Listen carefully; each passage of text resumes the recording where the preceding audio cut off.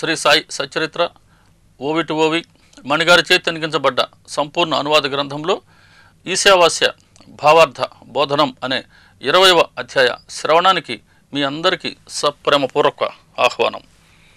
135 ఓవిలు ఉన్న ఈ అధ్యాయంలో ముఖ్యంగా బాబాగారి ఆశ్రమం ఎంత గొప్పది అని, షిరిడి గత వైభవం ఎంత ఘనమైనది అని, అదేవిధంగా ఈశావాస్య భావార్థ బోధిని అనే గ్రంథాన్ని రచిస్తే దాసగణకు వచ్చినటువంటి సంశయాన్ని బాబాగారు ఎలా తొలగించారు, ఎవరు చేత తొలగించారు అన్న విషయాన్ని, బాబాగారు తమ భక్తులను ఎటువంటి పేర్లతో పిలిచేవారు, ఇవన్నిటితో పాటుగా బాబాగారి అద్భుత బోధన మనం ఈ అధ్యాయంలో దర్శించుకుందాం.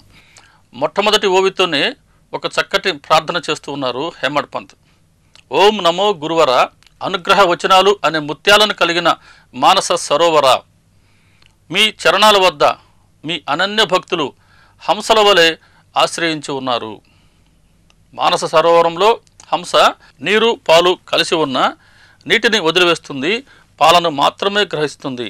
అలా బాబాగారి చరణాలను ఆశ్రయించిన అనన్య భక్తుల స్థితి ఎలా ఉంటుంది అంటే, వారు కామిని కాంచలాలను వదిలివేస్తారు, బాబాగారిని మాత్రమే కోరుకుంటారు. ఎలా అంటే, మీ అనుగ్రహపూర్వకమైన వచనాలు ప్రసాదించి మీ శిష్యులకు లేదా మీ భక్తులకు వారి మనసులకు ఆత్మస్వరూపంలో విశ్రాంతిని కలిగిస్తారు, వారి భవభయ భ్రాంతిని తొలగిస్తారు. అలా వారి జనన మరణ చక్రం అనే రాకపోకలను మీరు తొలగిస్తారు. కాబట్టి బాబాగారు చేసే మహోపకారం, బాబాగారి వచనాలు అనే అనుగ్రహాన్ని మనకు ప్రసాదిస్తారు. వాటిని మనం మననం చేసి వాటిని ఆచరిస్తే మానసిక వైరాగ్యం ప్రాప్తిస్తుంది. అప్పుడు ప్రాపంచిక సుఖాలను, ప్రాపంచిక విషయాలను కోరుకోకుండా ఆత్మని లేదా గురువును మాత్రమే కోరుకుంటాం. అలా మన మనసు ఆత్మస్వరూపంలో స్థిరపరుస్తారు బాబాగారు. అలా మన జనన మరణ చక్రం అనే ఈ రాకపోకలను తొలగిస్తారు అని ఒక చక్కటి సారూప్యాన్ని ఇచ్చారు హేమడ్ పంత్ గారు. అలాగే మీ ఆశ్రమం ఎంత గొప్పది, దాని పరిసరాలలో ఉన్న వారికి కూడా ఇది భయాన్ని పోగొడుతుంది, వారి అశాంతిని తొలగిస్తుంది. ఇదొక ప్రత్యేకమైన విషయం బాబాగారి ఆశ్రమం. ఆశ్రమం అంటే బాబాగారి భక్తులు, అనన్య భక్తులు ఉన్నటువంటి స్థలం. కాబట్టి బాబాగారి ఆశ్రమం పరిసరాలలో అనంటే బాబాగారి భక్తులతో ఉన్న సాంగత్యం, వారితో ఉన్న పరిచయం అని. కాబట్టి బాబాగారితోనే కాకుండా బాబాగారి అనన్య భక్తులతో సాంగత్యం ఉన్నా, వారితో పరిచయం ఉన్నా అది భావభయాన్ని పోగొడుతుంది, అశాంతిని తొలగిస్తుంది. కాబట్టి నీ పాదకమల సేవయు నీ పాదార్చకలతోటి నెయ్యము అంటారు. కాబట్టి బాబాగారి పాదాలను ఆశ్రయించటం ఒకటి, బాబాగారి పాద సేవకులతో మనకున్న పరిచయం మనకి ఎంతో శ్రేయస్సుని కలిగిస్తుంది.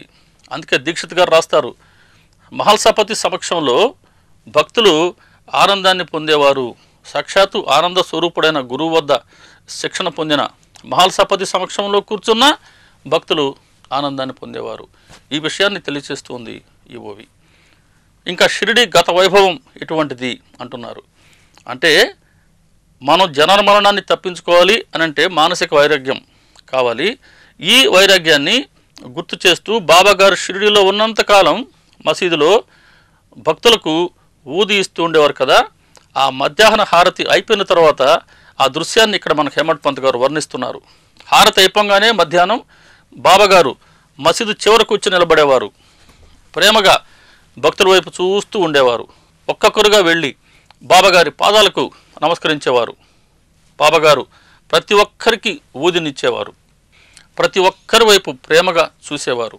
అలా అందరికీ ఊదినిచ్చిన తర్వాత, తమ్ముడు వెళ్ళి భోంచేసిరా, అన్న వెళ్ళి భోంచేసిరా అని ప్రతి ఒక్కరిని ప్రేమగా పలకరించి సాగనంపేవారు. ఇదంతా గత వైభవం అండి. ఇప్పుడు షిరిడిలో అవన్నీ లేవు. అయినా షిరిడి ప్రత్యేకత ఎటువంటిది అని అంటే, షిరిడిలో ఆయా స్థలాలలో ఆయా సమయాలలో కూర్చొని నిశ్చలంగా ధ్యానం చేస్తే ఆయా విషయాలు కనపడతాయి అని అంటున్నారు. అంటే అవన్నీ దర్శనమిస్తాయి మనం కానీ నిశ్చలంగా ధ్యానం చేస్తే. కాబట్టి ద్వారకామాయిలో కూర్చొని ఉన్నప్పుడు మన ఆలోచన విధానం ఎలా ఉండాలి అని అంటే, బాబాగారి అన్ని లీలలకు ప్రత్యక్ష సాక్షి ద్వారకామాయి. కాబట్టి ఈ ద్వారకామాయిలో చేసిన లీలలు మనం గుర్తుకు తెచ్చుకుంటూ, ఇదిగో బాబాగారు ఇక్కడ కూర్చున్నారు, దీక్షిత్ గారిని మేక నరకమన్నారు, దీక్షిత్ గారు ఇక్కడ నరకబోయారు, మేక ఇక్కడ ఉండింది, బడే బాబా అక్కడున్నారు, శ్యామ ఇక్కడున్నారు అని ఆయా పాత్రల్ని మనం తలుచుకుంటూ ఉంటే ఖచ్చితంగా నిశ్చలంగా ధ్యానం చేస్తే వాటిని దర్శింపచేస్తారు బాబా. మసీదులో చాలామంది బాబా గారిని సజీవంగా దర్శించుకున్న భక్తులు చాలామంది ఇప్పటికీ ఉన్నారు. ఇది బాబాగారి పద్ధతి. అటువంటిది షిరిడి వైభవం. కాబట్టి షిరిడికి వెళ్ళినప్పుడు ఖచ్చితంగా దీన్ని మనం అభ్యాసం చేసి మన అనుభవం ఎటువంటిదో పరీక్షించుకోవచ్చు. ఇక ఈ కథలోకి వస్తే దాసగణ్ మహారాజ్ మంచి సహజ కవి. ఆయన ఈశావాస్యోపనిషత్తు సంస్కృతంలో ఉంది. దీనిని మరాఠీలోకి ఓవి ఛందస్సులో ప్రతి పదార్థంతో సహా అనువాదం చేయాలి అనుకున్నారు. మంచి సంకల్పమే. విద్యారణ్య స్వామి అన్న స్వామికిను తర్వాత సాయిబాబాకు ఇద్దరికి పాదాలకి నమస్కరించుకున్నాడు. ఈ పనిని ప్రారంభించారు.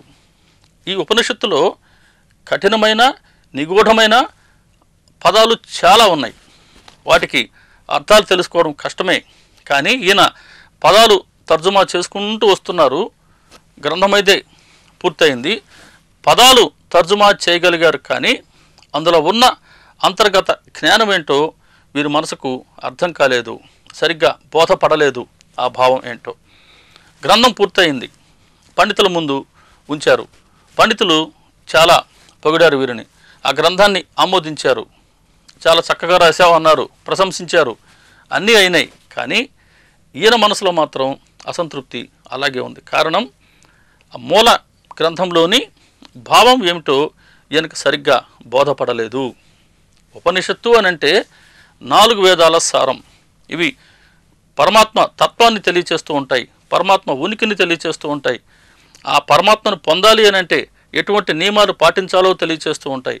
ఇందులో ఉండే నిగూఢమైన అర్థాన్ని తెలియచేయాలి అనంటే సద్గురువులు, నిరభిమానులు, నిస్సంగులు ఎవరైతే ఉంటారో వారు మాత్రమే తెలియచేయగలరు. కానీ పాండిత్యంతో ఎవరూ తెలియచేయలేరు. అలాగే ఈ గ్రంథాన్ని నేను చక్కగా అర్థం చేసుకోగలను, నేను వ్యాఖ్యానించగలను అని ఎవరైనా అనుకుంటే అది కల్పాంతంలో కూడా సాధ్యం కాదు. కాబట్టి గురువును ఆశ్రయించవలసిందే. ఒక్క గురువు ద్వారా మాత్రమే ఈ మూల సారాన్ని గ్రహించగలరు ఎవరైనా. దాసగణ్ గారికి ఇదే సమస్య వచ్చింది. తర్జుమా చేశారు, కానీ దాని సరైన అర్థం రచయితకే బోధపడలేదు. రచయితకే అర్థం కానప్పుడు ఈ గ్రంథాన్ని చదివితే ఇతరులకు ఎటువంటి ప్రయోజనం ఉంటుంది? కాబట్టి మళ్ళీ పండితుల ముందు ఉంచాడు. తన అనుమానాన్ని, తన సందేహాన్ని పెట్టారు. పండితులందరూ చాలా ఘనంగా విస్తృతంగా చర్చ చేశారు. కానీ ఏ ఒక్కరు కూడా వీరి సంశయానికి సంతృప్తికరంగా సమాధానం ఇవ్వలేదు. మనసులో అశాంతి అలాగే ఉంది, అప్రసన్నంగా ఉంది ఇతని మనసు. ఇప్పుడు ఎక్కడికి వెళ్ళాలి? గమనించండి. 13వ అధ్యాయం నుండి భీమాజీ పాటిల్కి క్షయవ్యాధి వస్తే ఆయన వెళ్ళవలసింది షిరిడికే. 14వ అధ్యాయంలో రతన్జీకి పుత్ర సంతానం కావాలి అంటే ఆయన వెళ్ళవలసింది షిరిడికే. చోల్కర్ మొక్కుకోవడం షిరిడిలో ఉండేవారినే, మొక్కు తీర్చుకునేది షిరిడిలోనే. బ్రహ్మజ్ఞానం కావాలి అనంటే ఆ షావుకారు వచ్చింది షిరిడికే. బ్రహ్మజ్ఞానం అంటే ఏంటో, దాన్ని పొందడానికి అర్హతలేంటో, దాన్ని పొందడానికి ఉన్న అడ్డంకులేంటో, దాన్ని పొందే సాధన ఏంటో చెప్పింది షిరిడియే. అలాగే 18, 19 అధ్యాయాల్లో అనుగ్రహం అంటే ఏంటి, బాబాగారి అనుగ్రహాన్ని ఎలా పొందాలని, బాబాగారు ఏం కోరుకుంటున్నారు మన వైపు నుంచి అని స్పష్టంగా తెలిపింది బాబానే, షిరిడియే. అలా ప్రతి ఒక్కరికి ఎటువంటి సమస్య ఉన్నా దానికి పరిష్కారం లభించేది షిరిడియే. అందుకే 4వ అధ్యాయం చెప్పింది సాధువులందరికీ కూడలి షిరిడిలోని సమాధి అని. కాబట్టి షిరిడి ఎప్పుడు ప్రత్యేకమే. ఇటువంటి షిరిడికే వెళ్ళాలి. షిరిడికి వెళ్ళారు ఈయన మనసులో ఉన్న సందేహం సహజంగా తొలగిపోయింది. కాబట్టి షిరిడికంటూ వెళితే ఎటువంటి సందేహాలు ఉన్నా అవి నివృత్తి తీరుతాయి. కారణం అక్కడ ఉన్నది సద్గురు బాబా. వారు మనందరినీ నివృత్తి వైపుకు నడిపించడానికే అవతరించినటువంటి నేపథ్యం. సరే, దాసగణు షిరిడికి వెళ్ళారు. బాబాగారు దర్శనం చేసుకున్నారు. వారి పాద నమస్కారం చేశారు. బాబాగారు పలకరిస్తున్నారు. బాబాగారు పలకరించే ముందు దాసగణు ఒక్కసారిగా తన మనసులో ఉండే భావాన్ని చెప్తున్నారు. సత్పురుషుల అనుగ్రహం, వారి అవలోకనం, వారి ముఖతా వచ్చే అనుగ్రహపూర్వకమైన వచనాలు, వారి మందహాసవదనం ఇవన్నీ భక్తులకు శుభాలను కలిగిస్తాయి. ఇటువంటి సద్గురు సన్నిధిలో ఎంతో కాలం ఉండిన వారి పుణ్యాన్ని నేను ఏమని వర్ణించను. అంటే ఇటువంటి బాబాగారి సన్నిధిలో ఎంతకాలమో ఉండగలిగిన వారి పుణ్యమే పుణ్యం అంటున్నారు. అప్పుడు బాబా ఉన్నారు, అప్పుడు వాళ్ళందరూ బాబాగారు సన్నిధిలో ఉండగలిగారు. మరి ఇప్పుడు బాబాగారు సచ్చరిత్ర రూపంలో ఉన్నారు. కాబట్టి మనం సచ్చరిత్రని రోజు అధ్యయనం చేస్తూ ఒక అధ్యాయాన్నైనా మనం వారి స్మరణలో ఉండగలిగితే మనం వారి సన్నిధిలో ఉన్నట్టే. కాబట్టి ఇటువంటి పుణ్యాన్ని, ఇటువంటి అనుగ్రహాన్ని మనం సులభంగా లభింప చేసుకోవాలి సచ్చరిత్ర అధ్యయనం ద్వారా అని ఆ ఓవి ఒకసారి మళ్ళీ మనకు గుర్తుకు తెస్తూ ఉంది. దాసగను బాబాగారికి నమస్కరించారు. దాసగనును బాబాగారు పలకరిస్తున్నారు. ఏం గను, ఎక్కడ నుండి రాక, అంతా కుశలమేనా? నీకు మనసు ప్రసన్నంగానే ఉంది కదా? ఇది బాబాగారి ప్రశ్న. సర్వజ్ఞులు బాబా, ఎక్కడ నుండి నీ రాక, ఎక్కడి నుంచి వస్తున్నావు, అంతా కుశలమేనా అని అంటూ, నీ మనసు ప్రసన్నంగానే ఉంది కదా. మనసు ఎంతో అప్రసన్నంగానే ఉంటేనే తన సందేహానికి సమాధానం కోసం షిరిడీకి వచ్చారు దాసగను. ఈ విషయం బాబాకు తెలుసు, తమకు తెలుసని దాసగనుకి తెలియచేస్తూ ఉన్నారు. 18వ అధ్యాయం కూడా రాధాబాయ్ దేశ్ముఖ్ 3 రోజులు నిరాహారంతో ఉంది. బాబాగారి వద్ద మంత్రోపదేశాన్ని తీసుకోవాలి అన్న దృఢమైన సంకల్పంతో. ఆమెకి ఏమవుతుందో అని శ్యామ బాధ. శ్యామ మసీదులోకి వెళ్ళంగానే బాబా ఏమన్నారు, ఏంటి శ్యామ, ఏంటి వాళ్ళ సంగతి, అంతా బాగానే ఉంది కదా అంటే, నీ మనసు ఆందోళనగా ఉందా, బాగానే ఉందా అని ప్రశ్నించారంటే, ఆ మహిళ స్థితి నాకు తెలుసు అని చెప్పడం. ఇక్కడ కూడా దాసగను బాధలన్నీ బాబాగారికి స్పష్టంగా తెలుసు. కానీ దాసగనుకి తెలియంది ఏంటంటే, తను రచించినటువంటి ఈ ఈశావాస్య భావార్థ బోధినికి ఆయన బాబాగారి వద్ద ముందుగా అనుమతి తీసుకోలేదు. అందుకనే ఆయనకి ఆ మూల సారం ఏంటో బోధపడలేదు.